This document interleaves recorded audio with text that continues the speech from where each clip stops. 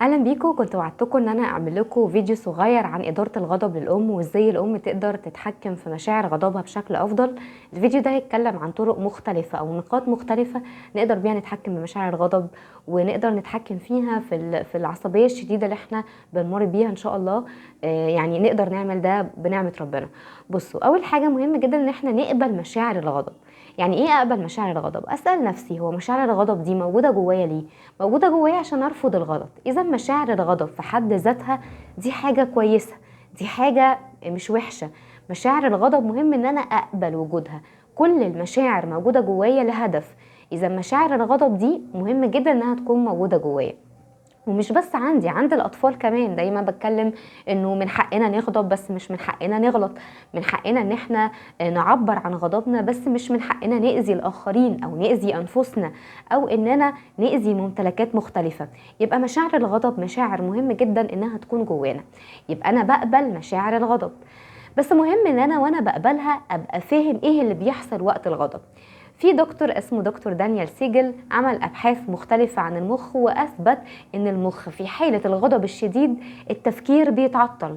التفكير ما بيكونش في حالته الصح، وكأن الفيشة بتتشال عن التفكير، وبيبقى بس المشاعر متحكمة في التصرف ده.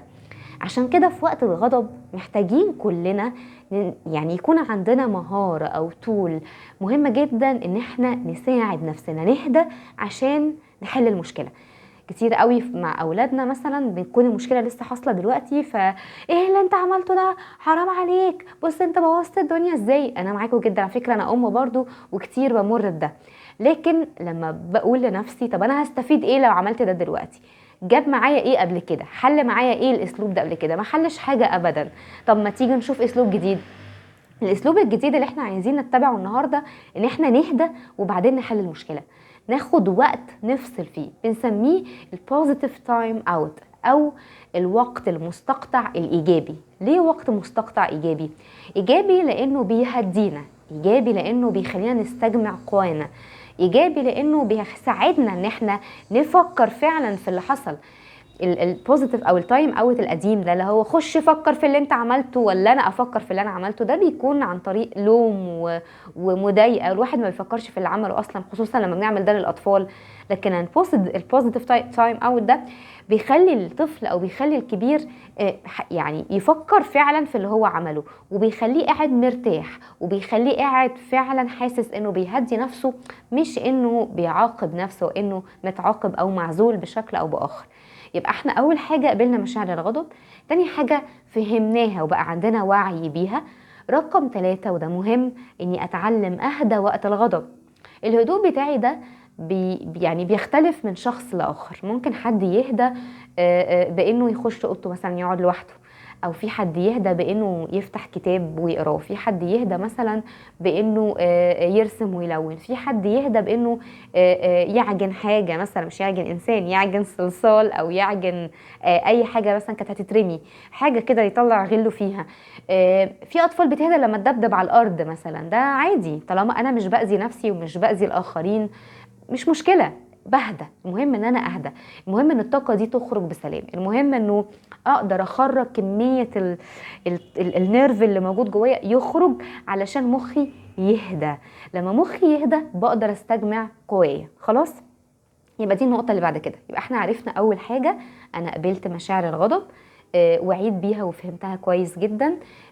عرفت ان في حاجة اسمها طرق للتهدئة، وطرق التهدئة دي بتفيدني ان انا استجمع قوايا، انه انا اعرف احل المشكلة بشكل افضل، ان انا اعرف احل الامر بشكل احسن، اتواصل بشكل افضل.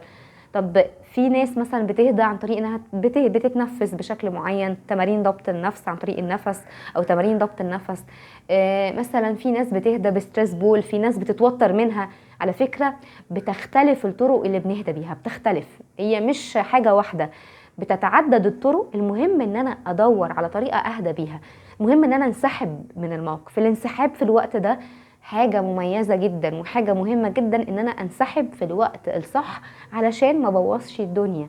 زمان كانوا بيقولوا وقت الغضب يعمى البصر، فعلا يعمى البصر. فانا مهم ان انا انفصل عن الموقف، وخصوصا بتكلم عن الام مع طفلها، نهدى وبعدين نتكلم. طب اعلم ده امتى لابني واتعلم انا امتى؟ ده مهم ان احنا بعد مثلا ما نسمع الفيديو ده اقعد كده مع طفلي واتكلم معاه واقول له انا اتعلمت انه احنا واحنا غضبانين محتاجين ان احنا نهدى بشكل معين، ووقت الهدوء ده لازم اعمله انا وانت، ما ينفعش اعمله انا لوحدي ولا انت لوحدك. فتعالى انا وانت لما نغضب نحاول ننفصل عن بعض ونهدى وبعدين نرجع نحل المشكله. ده وقت الهدوء. مش بقدر اعلم وقت الغضب، خدوا بالكم استحاله نعلم طفل او نعلم حد وقت الغضب. انا بعلم ابني او بعلم طفلي وقت الهدوء، الوقت اللي بيكون فيه مرتاح، الوقت اللي بيكون فيه على راحته، فانا بعلمه في الوقت ده. يبقى انا بعلم طفلي ده عشان ده اتفاق ما بيني وما بينه. ايه كمان مهم كمان للام بالذات؟ انه اشوف وقت في اليوم بستجمع فيه قوايا، بنبسط فيه، ان شاء الله لو 10 دقايق في اليوم، ان شاء الله لو ده الصبح. مثلا في امهات بتقول انه انا الوقت اللي باخد فيه شاور ده الوقت اللي انا بنبسط فيه، بتنفس فيه، بنفصل فيه عن البيت. الوقت اللي انا بقعد كده امسك كتاب واقعد اقرا فيه، الوقت اللي انا لو نزلت جبت الخضار وطلعت، لو الوقت اللي بشتغل فيه. كل حد يا جماعه ليه الوقت اللي بيفصل فيه. لازم يا ماما تفصلي في وقت، ان شاء الله لو 10 دقايق في اليوم. ال10 دقايق دول هيبقوا استجماع للطاقه بتاعتك علشان تقدري تتنفسي، وده هيساعدك مع الوقت انك يكون عندك طاقه لطفلك بشكل اكبر. هقولك مثال جميل جدا على الطيارة. بيقولوا كده انه لو حصل مشكلة في الاكسجين على الطيارة، بيبقى الام بتحط لنفسها الاول جهاز اللي هو الاستنشاق بتاع الاكسجين، وبعدين تساعد ابنها. ايه ده؟ إيه الظلم ده؟ ليه ما ساعدش طفلي الاول؟ ده انا مش المفروض اضحي من اجل ابني؟ قالك لا، لو انت ساعدتي طفلك، انت نفسك ممكن انت وطفلك تفقدوا الحياه بعد الشر. ليه؟ لانك هتفضلي تساعديه، فالاكسجين عندك هيقل وهيروح، فالطاقه هتروح، فالاتنين ممكن يحصل لهم اصابه.